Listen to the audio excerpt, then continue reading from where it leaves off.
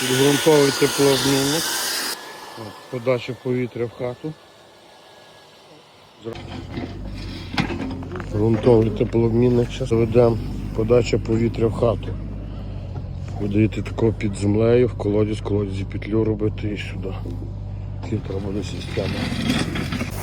Повітря буде, земля підігрівати повітря.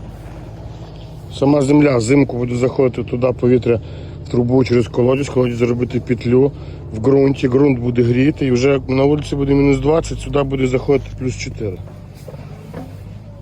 І в камін зразу. Літом буде воно охолоджувати, а зимою підігрів. Вже з мінус 20 до плюс 4 нагрів вже безплатно. І так і свіжий воздух буде заходити. Не буде по капронах холодно.